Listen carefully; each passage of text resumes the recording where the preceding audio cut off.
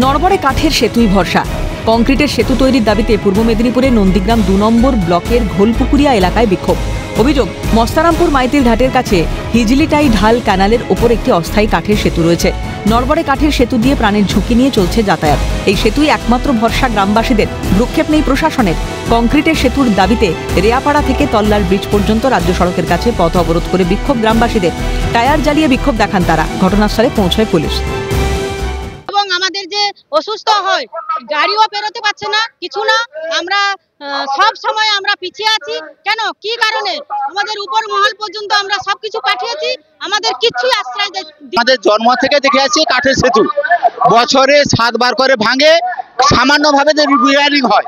আমরা চাইছি একটা কাঠের রিপেয়ারিং দেওয়া হয়, মানে কাঠের সেতু, পাকার ফুলের সেতু। বিক্ষোভে সামিল বিরুলিয়া অঞ্চলের প্রধানও। ভিডিওকে জানানো হলেও কোনো সুরাহা হয়নি বলে অভিযোগ। এটা আমি জিপিতে 2 বছর এসে 2 বছর থেকে এদের দাবি হচ্ছে আমাদের ফুল সারানো। হ্যাঁ জানি,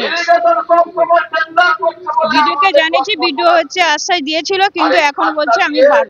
তৃণমূলকে তুলোধনা তমলুক সাংগঠনিক জেলার বিজেপি সহ সভাপতির। হয়েছে এভাবে নন্দীগ্রামকে দমিয়ে রাখা যাবে না, নন্দীগ্রামের ডেভেলপমেন্টকে দমিয়ে রাখা যাবে না।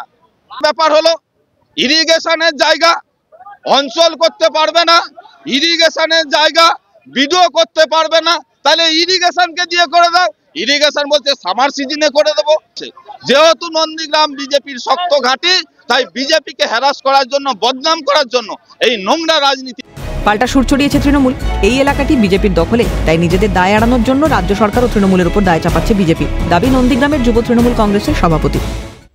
আজকে এমএলএ এমপি কে খুঁজে পাওয়া যাচ্ছে না, উন্নয়ন দেখার দায়িত্ব কার?